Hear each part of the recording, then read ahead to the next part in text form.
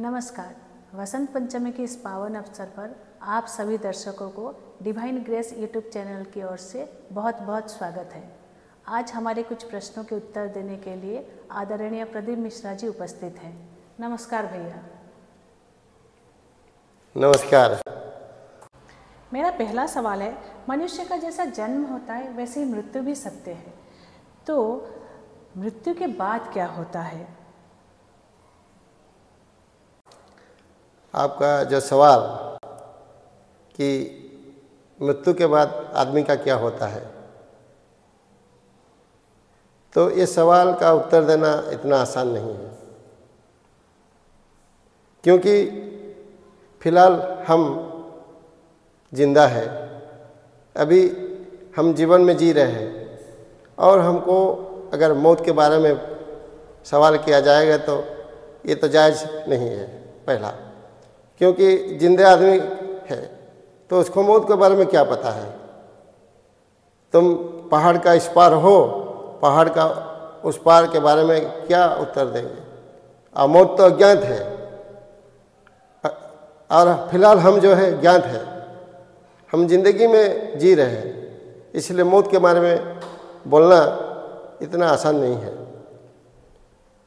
क्योंकि जब मौत का अवस्था प्राप्त करता है आदमी, एक्सपीरियंस जो अनुभूति मिलता है, यही सही ज्ञान है। So it is impossible to get direct experience from anybody,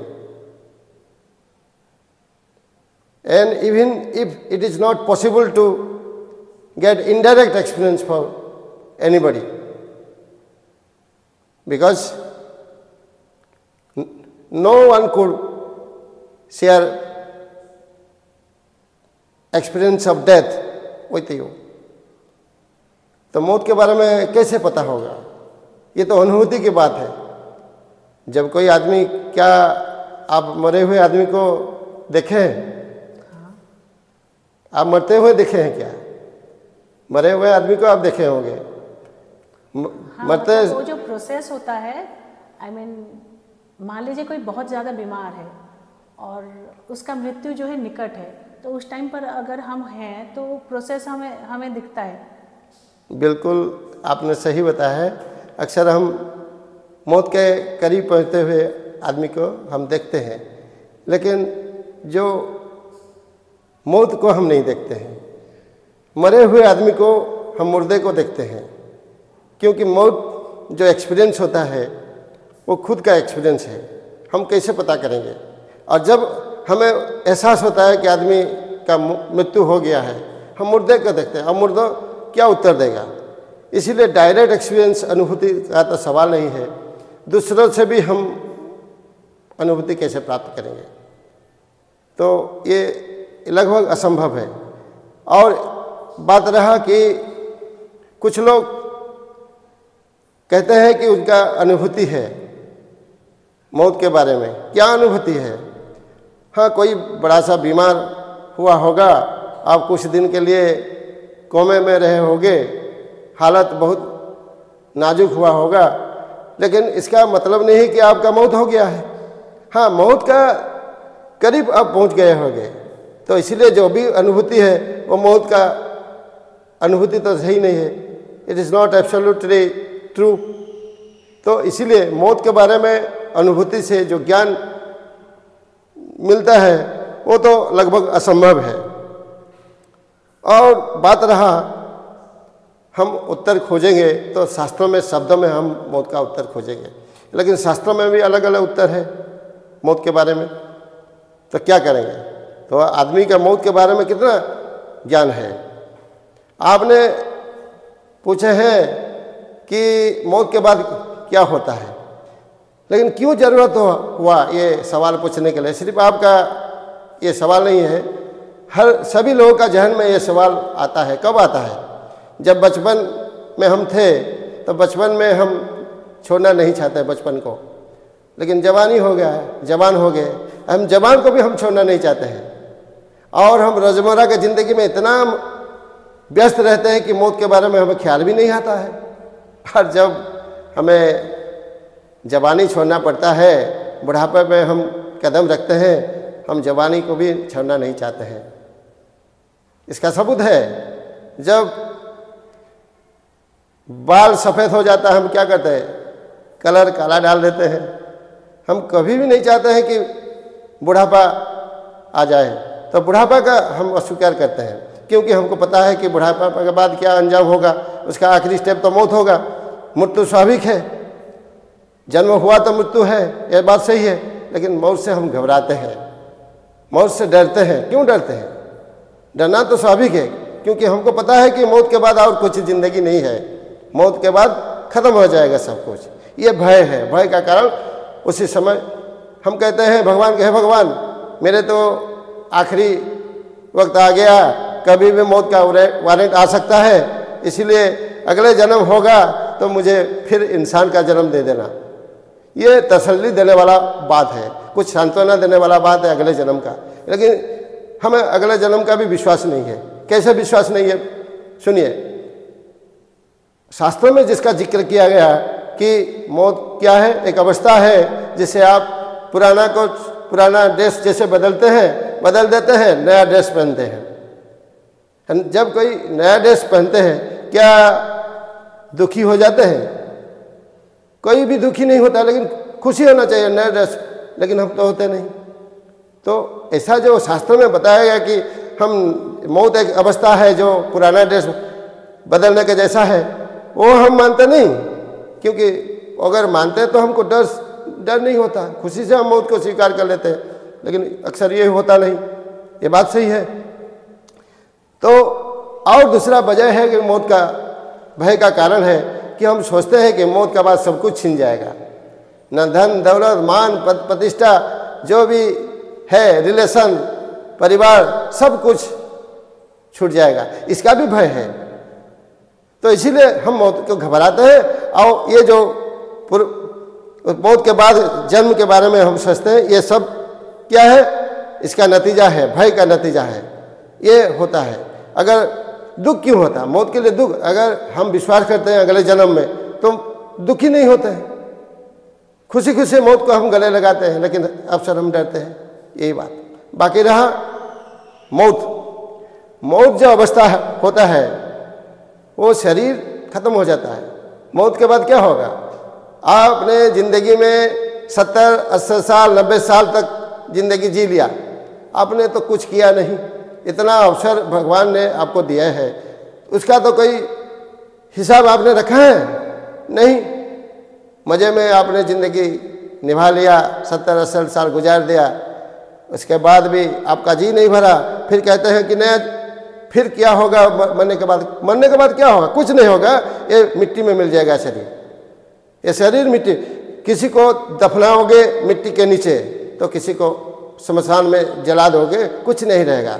आज जिसके लिए हमें नाज है, जिसके लिए हम घमंड करते हैं, इस शरीर मिट्टी में मिल जाएगा, ये सुनिश्चित है।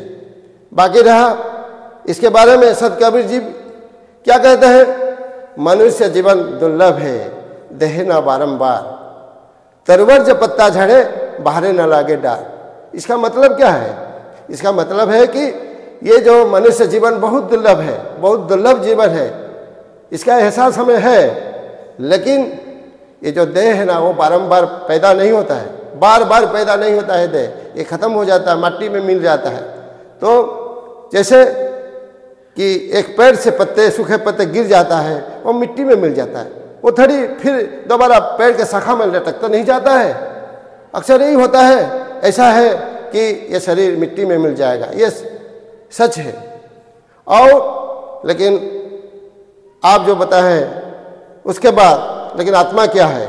आत्मा से शरीर जुदा हो जाना ही मौत है। मौत का मतलब क्या है? लेकिन आत्मा शरीर अलग हो जाना। तो इसलिए भगवान श्री कृष्ण ने अर्जुन को बताया है, भगवत गीता का 2 अध्याय 23वां श्लोक में उन्होंने बताया है कि हे अर्जुन, आत्मा क्या है? आत्मा कभी विनाश नहीं होता है, इसका क्या हालत होता है, इसके बारे में उन्होंने साफ लफ्ज़ से बताया है। नैनं छिन्दन्ति शस्त्राणि नैनं दहति पावको नाचैन क्लेद्यंताप ना शोषति मरुतः। हे अर्जुन, आत्मा को कोई अस्त्र काट नहीं सकता, आग जला नहीं सकता, पानी उसे बहा नहीं सकता, गीला नहीं कर सकता और हवा उसे बहा नहीं सकता है। ये आत्मा है, लेकिन शरीर अलग हो जाता है। यही सच है। मेरा दूसरा सवाल है कि गीता में लिखा है शरीर का मृत्यु होता है लेकिन आत्मा की मृत्यु नहीं होती। तो सवाल ये है कि मृत्यु के बाद आत्मा का क्या होता है, वो कहाँ जाता है? अच्छा सवाल आपने पूछा है कि ये बात तो साफ है कि आत्मा अलग हो जाता है, विच्छेद होता है, शरीर अलग हो जाता है आत्मा से। लेकिन आत्मा कहाँ जाता है? क्या शरीर में आत्मा है कि नहीं? अगर है तो वो कहाँ चले जाता है? ये भी बहुत, इसके बारे में लोगों का बहुत डाउट है, संदेह है। तो मैं इसीलिए बता रहा हूँ कि देखो आत्मा क्या है समझना पड़ेगा। आत्मा जैसे कि हम अक्सर फिल्मों में देखते हैं, क्या होता है जब कोई आदमी मर जाता है उसका शरीर से एक ज्योति निकलता है। कोई बड़े आदमी का कोई मर जाता है तो क्या एक ज्योति निकलता है, और ज्योति क्या होता है जाकर ऊपर चली जाती है। वरना कोई किसी के घर में कोई बच्चा पैदा होता है तो उसी ऐसे में घुस जाता है। अक्सर ऐसा नहीं होता है। जैसे कि आप बैलून का मिसाल ले लीजिए। बैलून में क्या होता है? कुछ हवा होता है। जब बैलून फट जाता है कि ये हवा क्या मिल जाता है, दूसरे बैलून में जाकर घुस जाता है क्या? वो हवा का सत में मिल जाता है। जैसे घोड़े में हवा रहता है, लेकिन इस घोड़े का अगर टूट जाने से क्या हवा जाकर दूसरे घोड़े में चले जाता है? वो एक स्वत में शामिल होता है। इसी तरह आत्मा शरीर में है कि नहीं है वो तो बात ठीक है, लेकिन आत्मा क्या है उसका लिए पहले जानना पड़ेगा, तब इसके बारे में हम बता सकते हैं ये कैसे होता है। मेरा तीसरा प्रश्न है, हर रिलीजन में मरने के बाद कुछ ना कुछ रिचुअल्स होती है। तो हमारे सनातन धर्म में भी कुछ कर्म कांड करते हैं, तो क्या वो कर्म कांड करना जरूरी है? क्या सच में वो कर्म कांड करने से आत्मा को शांति मिलती है? आपने जो सवाल पूछे हैं तो ये बात हमको पहले जानना चाहिए कि आत्मा क्या है, आत्मा का स्वरूप क्या है, उसको पहले समझना जरूरी है। आत्मा का स्वरूप क्या है? तो शास्त्रों में आत्मा के बारे में काफ़ी चर्चा हुआ है। आप भगवद गीता में भी है उसके बारे में, आप अष्टावक्र गीता में खासकर उसका विस्तार से चर्चा हुआ है और अष्टावक्र जी ने उसका चर्चा किया है कि आत्मा क्या है। आत्मा इटर्नल है, पहले इसको सोचना चाहिए। आत्मा इटर्नल है, शाश्वत है। आत्मा का न पैदा होता है न मृत्यु होता है। जब शरीर भस्म हो जाता है, शरीर मर जाता है, उसके बावजूद भी आत्मा मौत नहीं होता है, आत्मा का मृत्यु नहीं होता, आत्मा अमर है। तो आत्मा क्या है? आत्मा कहाँ रहता है? आपने जो पूछा शरीर में रहता है, आत्मा सभी जगह पर रहता है, सर्वव्यापी है। आत्मा कोई चीज़ नहीं है, पहले समझना चाहिए। आत्मा के बारे में हम गलतफहमी है बहुत लोगों को कि आत्मा को हमने ठीक से समझते नहीं। इसका खमेजा भी हमको भुगतना पड़ता है कि आत्मा एक चीज़ नहीं है, भौतिक चीज़ नहीं है, ये कोई चीज़ नहीं है, कोई वस्तु नहीं है कि हम उसको छू कर महसूस कर सकेंगे।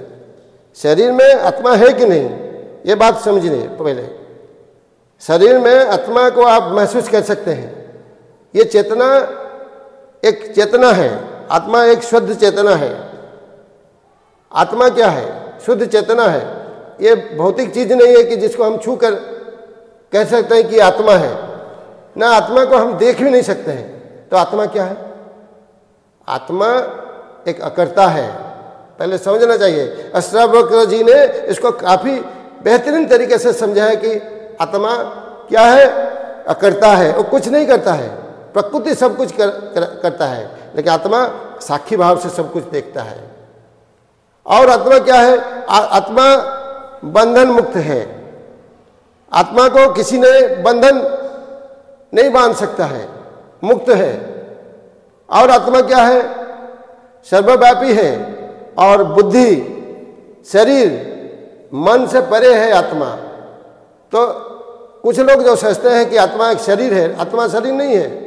ना आत्मा बुद्धि है, ना आत्मा ज्ञान है, ना आत्मा मन भी नहीं है, आत्मा मन से परे है।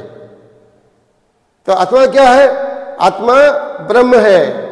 शास्त्र में जिसका जिक्र किया है कि आत्मा ब्रह्म है, परमात्मा, आत्मा का सत्य ही परमात्मा है। परमात्मा का एक अंश, ब्रह्म का एक अंश ही आत्मा है। इसको पहले समझना चाहिए।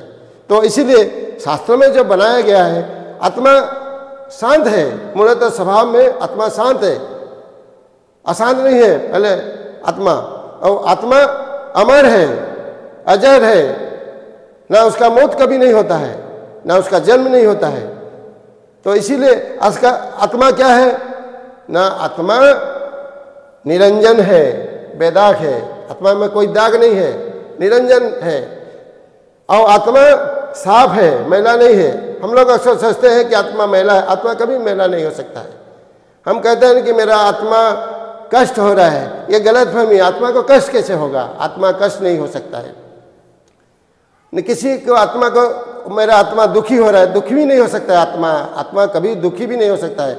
आदमी का मर जाने के बाद भी आत्मा पर कोई असर नहीं होता है, क्योंकि आत्मा साक्षी भाव से सब कुछ देखता है। सब कुछ एक जो भी होता है, क्रियाक्रम जो करते हैं, सभी धर्म में कुछ कुछ है क्रियाक्रम, सभी धर्म में। सनातन धर्म में ज़्यादा उसका हमको पता है कि क्या आदमी का मर जाने के बाद हम सोचते हैं कि आत्मा अशुद्ध हो जाता है, लेकिन दरअसल में आत्मा कोई अशुद्ध नहीं होता है। वो तो एक शुद्ध चैतन्य है। आत्मा शुद्ध चैतन्य है, वो कभी अशुद्ध नहीं हो सकता है।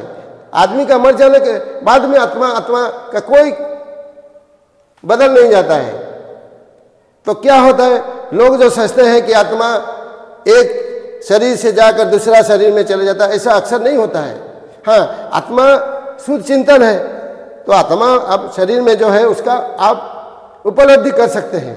आप उसको अनुभूति के द्वारा आप उसका ज्ञान प्राप्त कर सकते हैं। अगर आज इस साधना की दुनिया में आगे जा रहे हैं, आपका चैतन्य के बारे में आपको पता हो सकता है, ये शुद्ध चैतन्य है आत्मा। तो इसके बारे में आपको एहसास हो सकता है आत्मा के बारे में। लेकिन जो शास्त्र में बताया गया, अष्टावक्र गीता में जिसका उल्लेख किया गया है कि आत्मा कभी भी अशांत नहीं है। मूलतः आत्मा शांत है, स्थिरता है आत्मा, काम एंड क्वाइट है आत्मा। तो आत्मा कैसे अशांत हो जाएगा? मरने के बाद आत्मा अशांत नहीं होता है।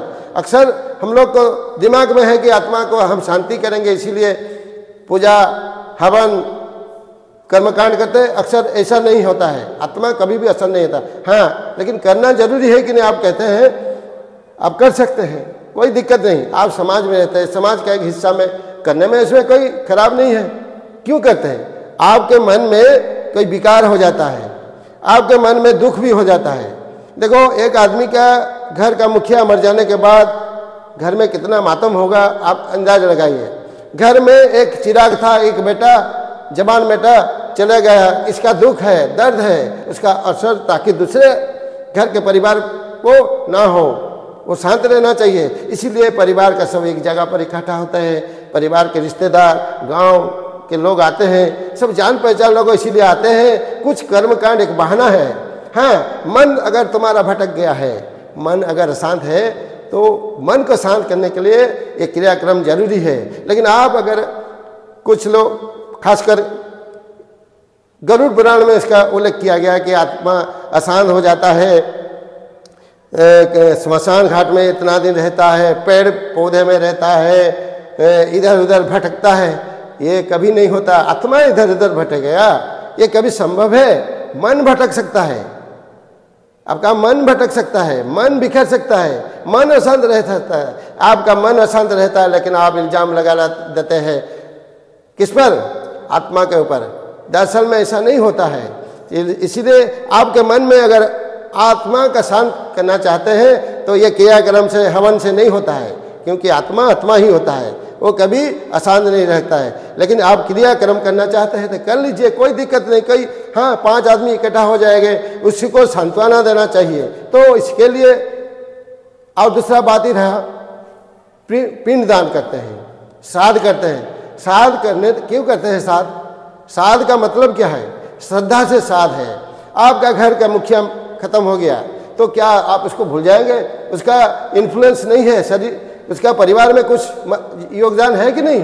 हम कैसे भूल जाएंगे? क्या भूल जाना सही भी है? आप देखिए, जब बड़े बड़े नेता लोग मरते हैं, कुछ मसीहा, कुछ महापुरुष गुजर जाते हैं, आज तक हम उसका सेलिब्रेशन करते हैं, जयंती मना रहे हैं। क्यों मना रहे हैं? वो तो खत्म हो गया, मनाना नहीं चाहिए। ठीक इसी तरह घर के कोई आदमी मर गया है तो इसका श्रद्धा में हम श्राद्ध करते हैं, दूसरे लोग को कुछ बुलाते हैं, तो यही श्रद्धा है। इनका क्या जीवन पर क्या है योगदान था, आपके जीवन पर क्या कंट्रीब्यूशन था, इसको भी तो याद करना चाहिए। इसीलिए आप श्रद्धा से श्राद्ध होता है, श्राद्ध कर सकते हैं, लेकिन आप जिस मकसद से कर रहे हैं कि आत्मा अशांति है, इसको शांत करने के लिए कर रहे हैं, ये सही नहीं है। इसीलिए इसको इस ढंग से मत करना चाहिए। आप कर सकते हैं, कर्मकांड करने में कोई दिक्कत नहीं। मेरा अगला सवाल है, मनुष्य का क्या पुनर्जन्म सच में होता है और पुराणों में इसके बारे में क्या लिखा गया है?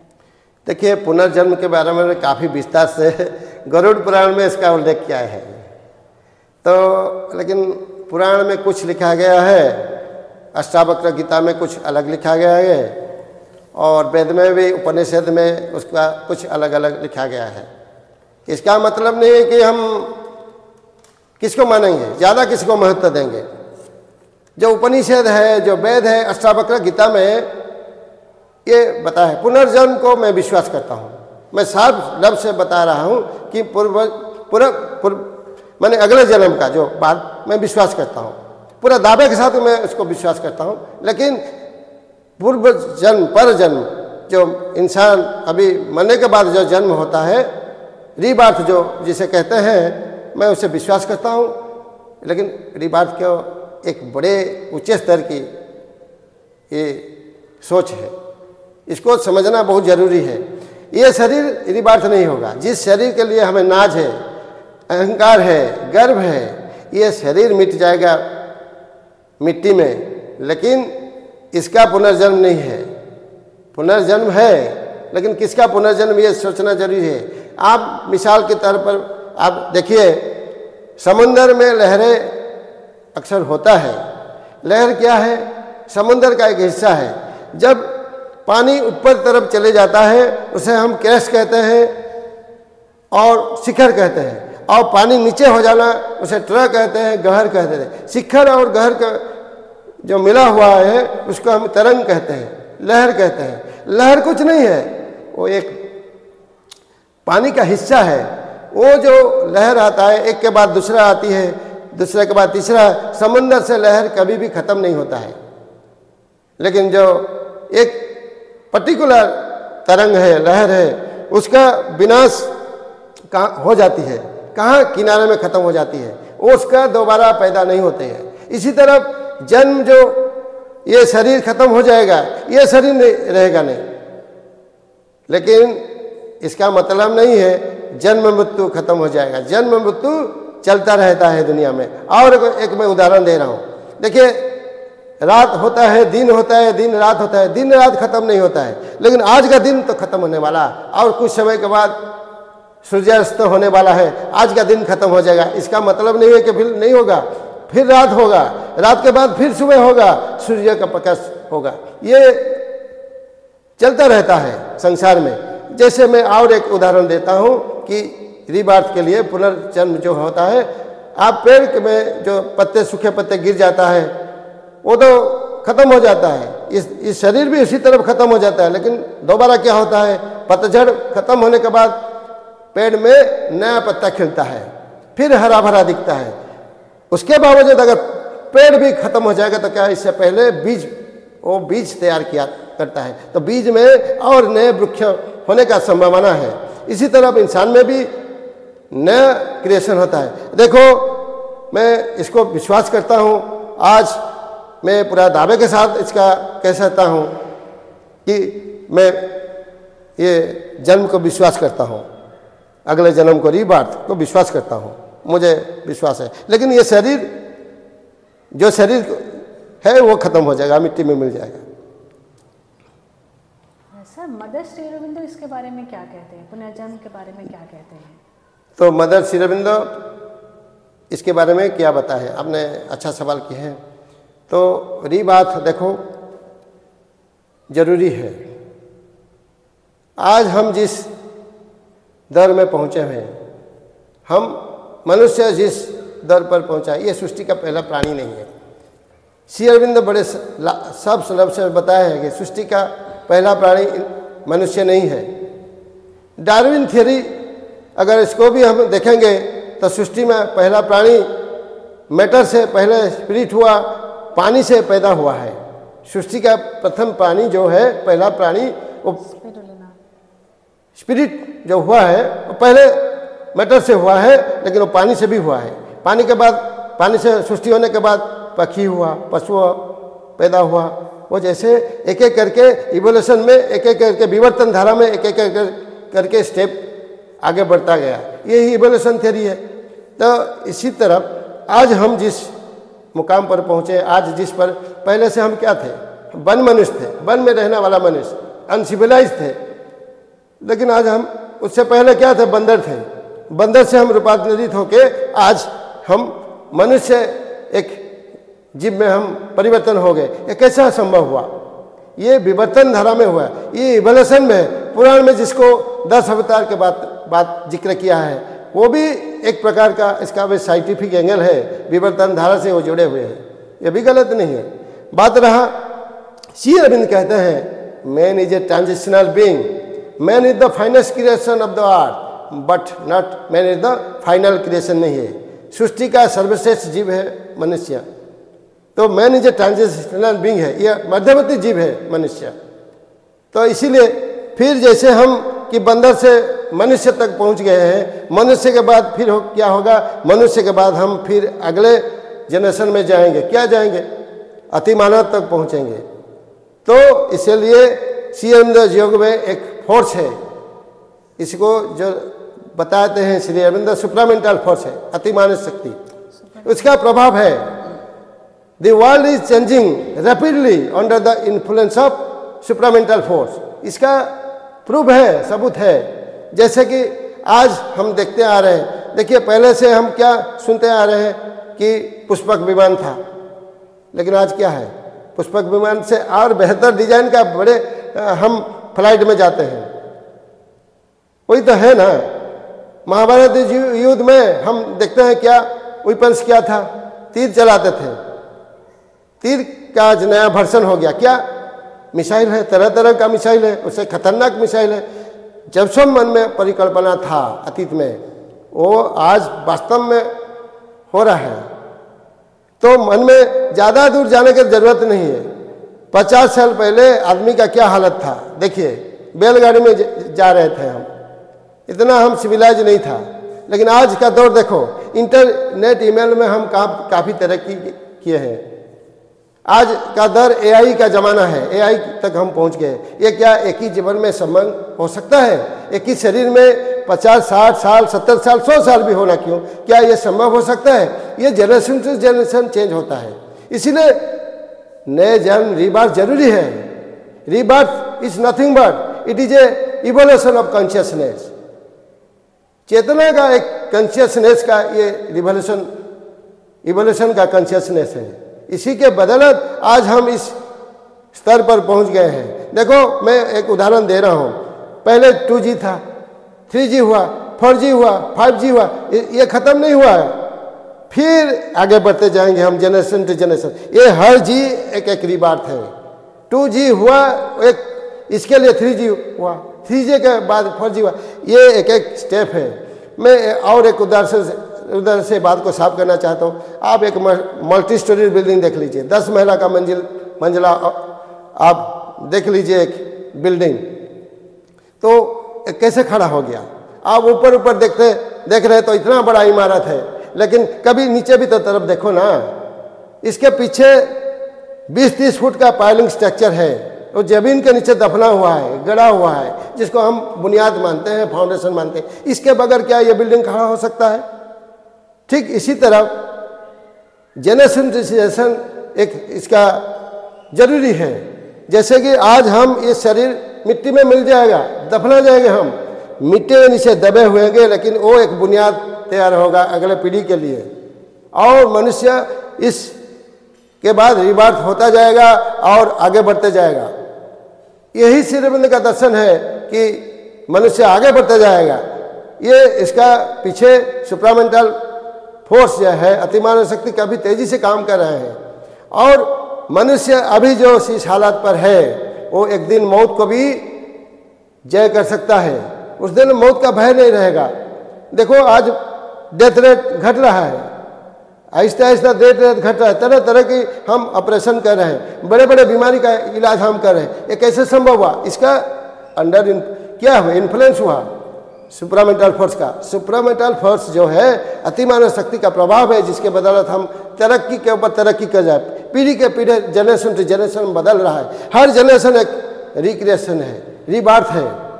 तो इसीलिए रीबर्थ के बगैर मनुष्य आगे नहीं बढ़ सकता है। इसीलिए मृत्यु जीवन का आखिरी स्टेप नहीं है, उसके बाद फिर रीबर्थ होता है, फिर पुनर्जन्म होगा, फिर एक एक स्तर के बाद स्तर के हम ऊपर चले जाएंगे, और एक दिन मनुष्य दिव्य जीवन में रूपांतरित हो जाएगा, अतिमानव सुपरमैन तक हम पहुंच जाएंगे।